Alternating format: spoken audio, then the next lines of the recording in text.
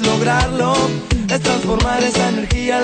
Bueno, fue sumamente interesante informarnos acerca de esta nueva ley, de esta nueva instrumentación, de esta nueva reglamentación que obviamente va a tender a protegernos a nosotros los consumidores de medicamentos.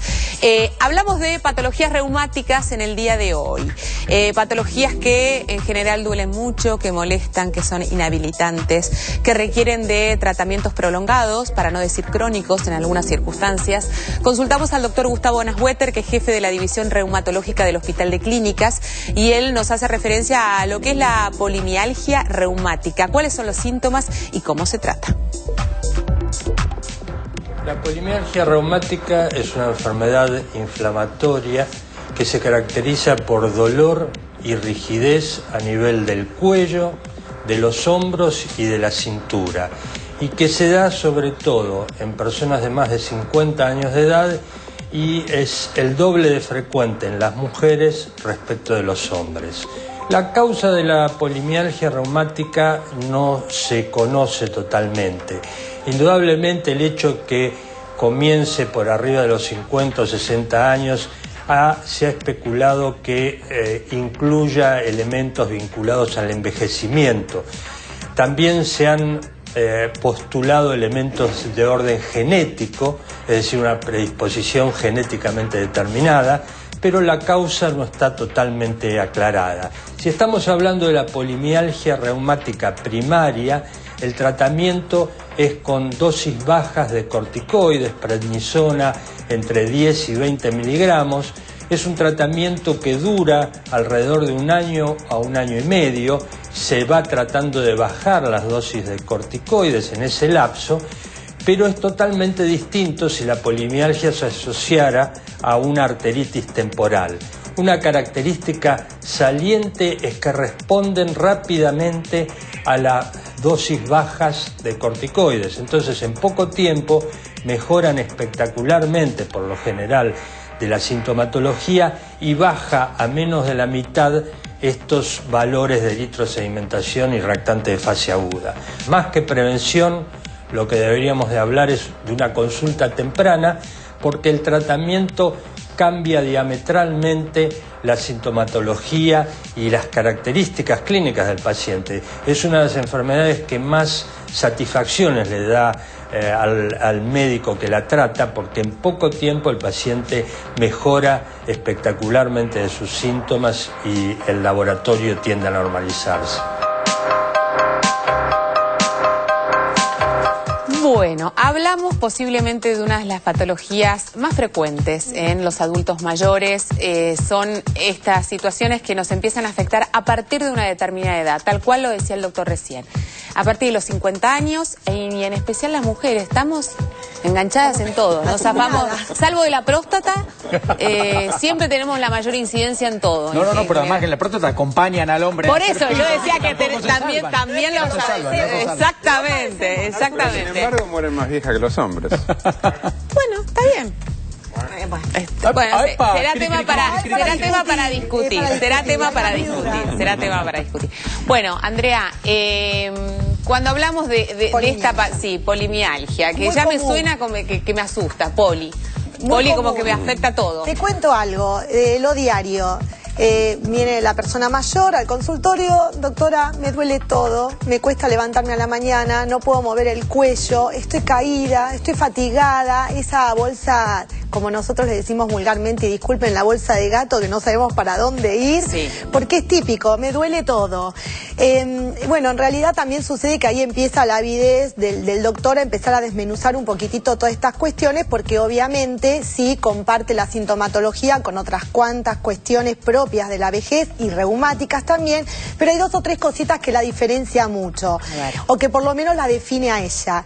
Básicamente sí, le duele mucho, pero 2 regiones corporales importantes: la parte superior del cuello, digamos del cuello y de los hombros, sí, tiene un nombre propio para nosotros, es la cintura escapular. Esta parte de acá se le pone rígido, los hombros y estos músculos, y la parte pelviana.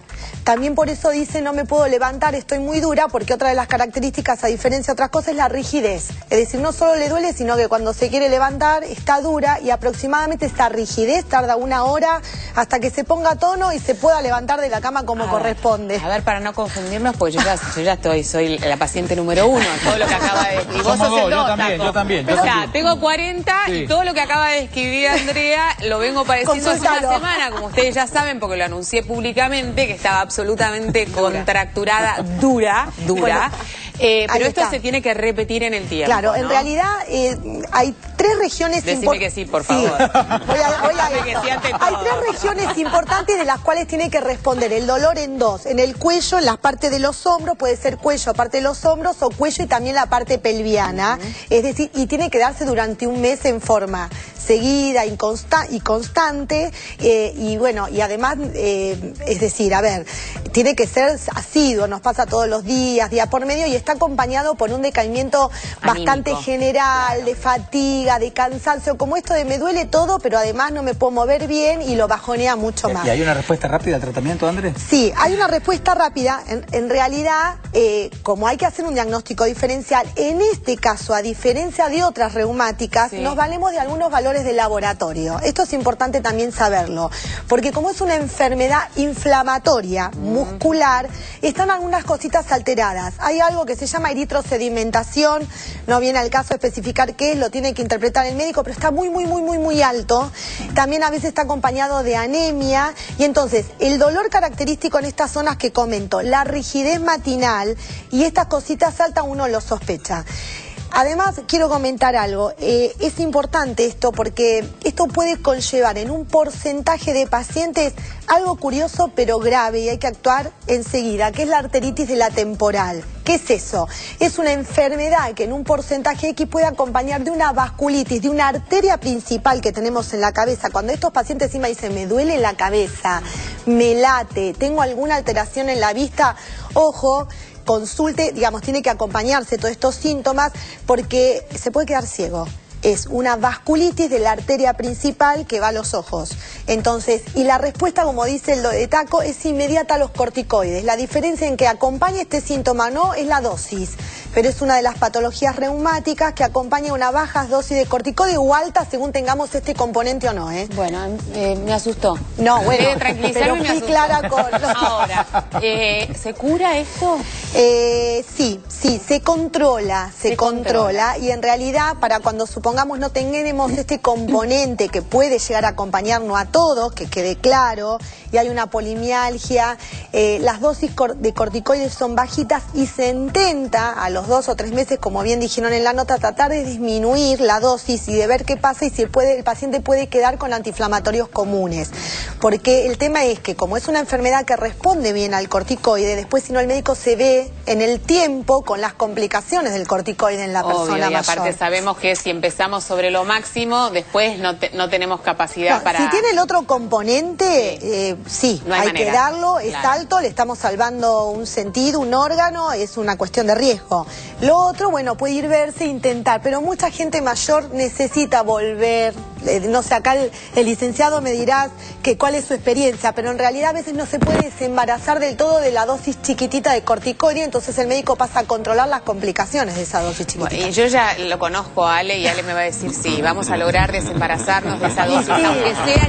Pero una cosa es la experiencia y lo que queremos. La paciencia china la tiene él, y él acompaña, agarra de la mano y está consecutivamente todos los días trabajando sobre estas circunstancias. Hablaremos ahora de los tratamientos. Andrea hacía referencia, hay un tratamiento farmacológico que puede ser indispensable para tratar un síntoma en particular que puede afectar, por ejemplo, la vista en este caso. Pero en general las patologías reumáticas requieren de un tratamiento kinésico, ¿no? Sí, fundamentalmente todo el tiempo. Como vos bien decías, hay un montón de patologías reumáticas. Todas ellas van a atacar distintas cosas, pero en líneas generales las articulaciones son afectadas por la gran mayoría. Y el paciente, por la primera cosa que consulta, es por el dolor y muchas veces por la inflamación. Sí. Tenemos un problema con el micrófono, lo vamos a decir la verdad, entonces lo cortamos a Ale y... ¿No? ¿Está bien el micrófono? Entonces que Ale hable, a ver, dale, Ale, dale. Entonces, lo primero que va a tratar de buscarse es controlar estos síntomas del dolor y de la inflamación, muchas veces con una ayuda farmacológica, como nos decía Andrea, y otras veces tratando de utilizar otros agentes físicos, como puede ser el frío, como pueden ser un montón de aparatos dentro de la kinesiología que podemos usar.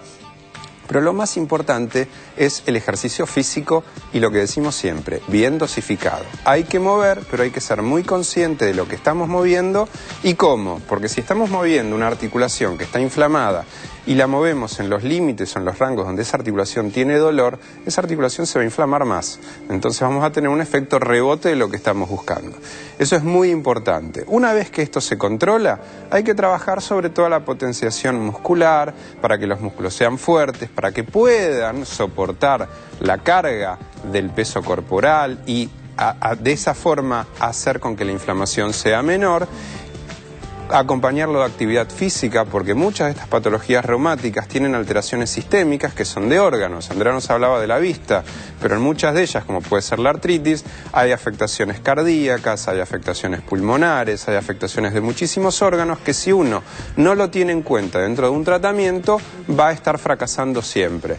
Hay algo que se comprueba, que es cuando uno está muy dolorido corporalmente y tiene esa sensación de que los músculos realmente son tensores de acero, te empezás como a entumecer. La posición corporal empieza a ser cada vez más pequeña porque no querés utilizar nada que te duela, e inclusive en la propia cara. Ustedes me decían la semana pasada cuando me veían llegar, está recontracturada porque aparentemente mi cara lo reflejaba todo. Pero es increíble como cuando uno empieza a moverse y posiblemente te empezás a obligar a hacer ejercicio físico pese al dolor, esto empieza a disminuir, empieza a mermar. Todo lo contrario a lo que suponemos. Por eso es tan importante hacerlo, pero bien dosificado. Claro. Esa es la llave. Y eso que vos decís te genera deformidades, te genera más dolor y te lleva a un círculo vicioso. Claro. Y lo que siempre hablamos con estos pacientes, paciencia, lo que vos decías recién, y entender el proceso de la enfermedad que está cursando. Si el paciente no lo entiende, y esto es educación constante que uno va hablando mientras va trabajando con estos pacientes, el paciente no sabe cómo afrontar y cómo sobreponerse a estas limitaciones que van a tener. Escuchamos ahora a la licenciada Beatriz Santoyani, que es kinesióloga, fisiatra, también igual que el licenciado Resnikov, y ella hace referencia al tema de las enfermedades reumáticas en pediatría. ¿Qué pasa con los chicos? ¿Cómo los tratamos? ¿Cómo les comunicamos esta realidad con la que van a empezar a convivir a diario? El tema de hoy se difiere mucho en cuanto a la polimialgia reumática, también conocido como reumatismo muscular.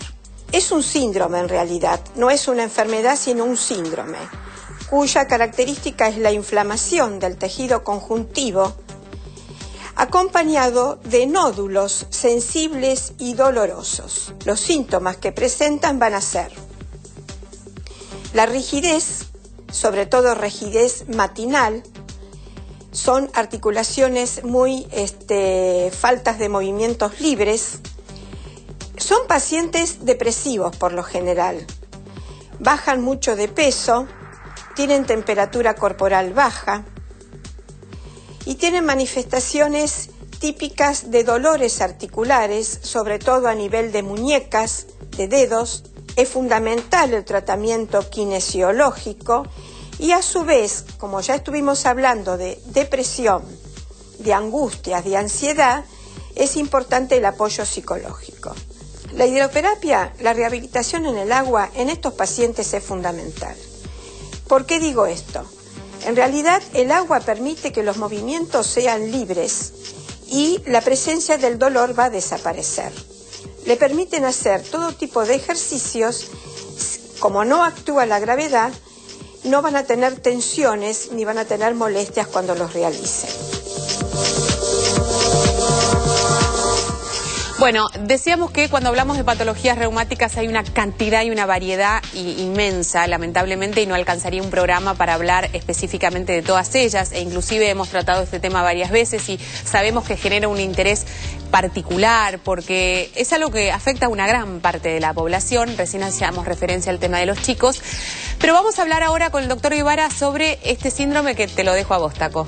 La enfermedad se escribe Sjögren, se pronuncia Sjögren, es sueco. Sí. Es una enfermedad que se describió rápidamente en 1930, lo digo porque yo estuve con el médico cuando hicimos las primeras evaluaciones con Sjögren en el 1930.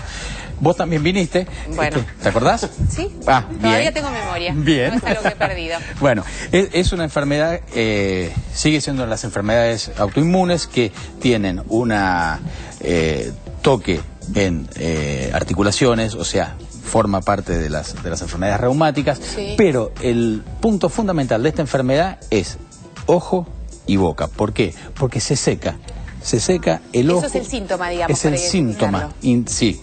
Se seca el ojo, al secarse el ojo forma digamos, más que una queratitis, se lesiona la córnea y una queratoconjuntivitis, también la parte blanca del ojo.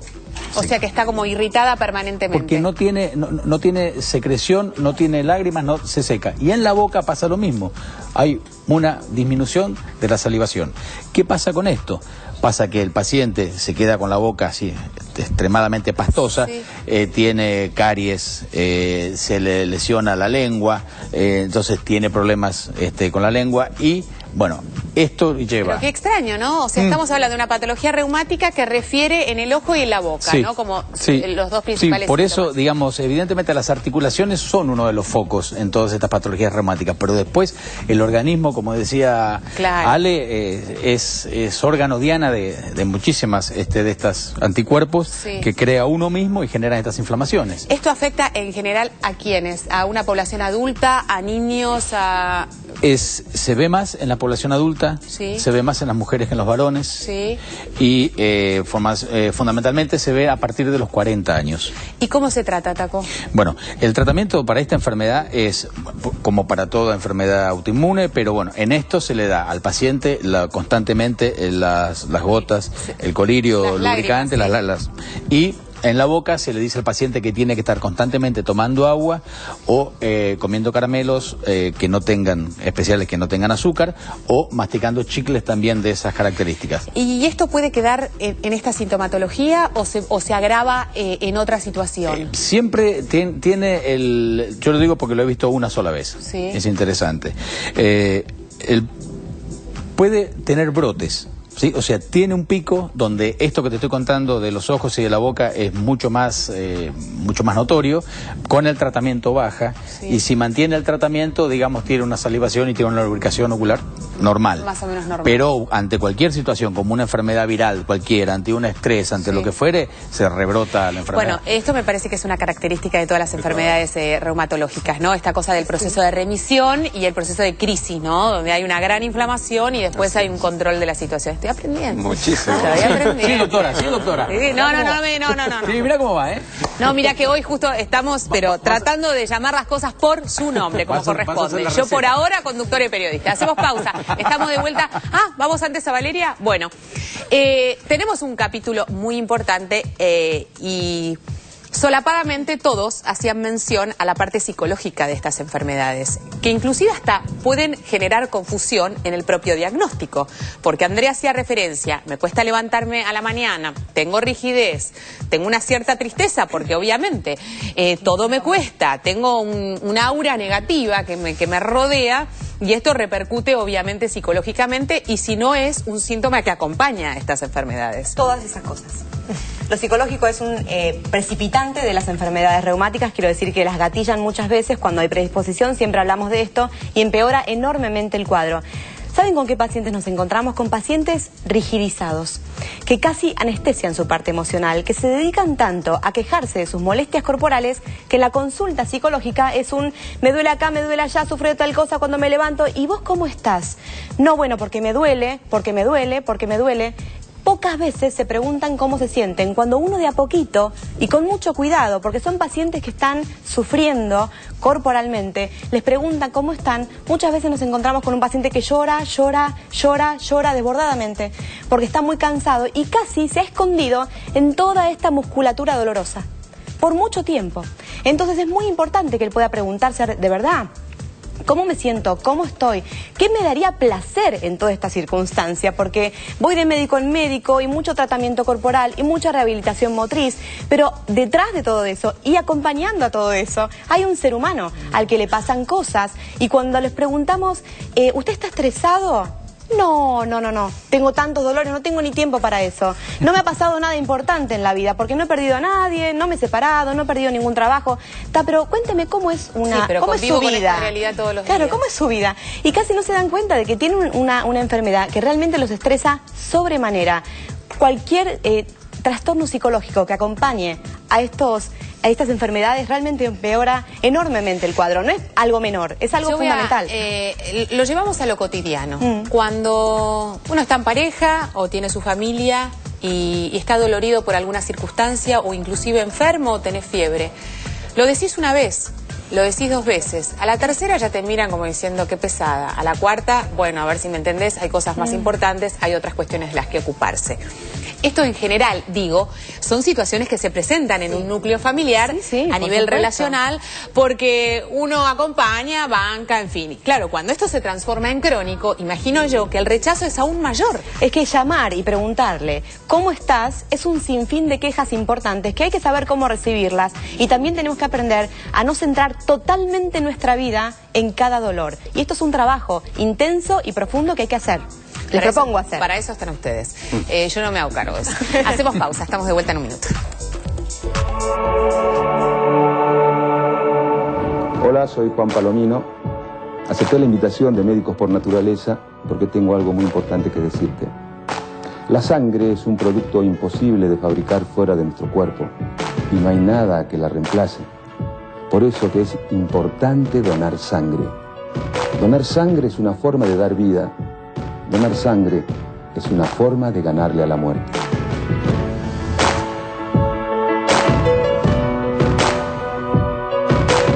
¿Sabías que, dice la ley 26.529, que el paciente tiene derecho a aceptar o rechazar determinadas terapias o procedimientos médicos o biológicos con o sin expresión de causa, como así también a revocar posteriormente su manifestación de la voluntad?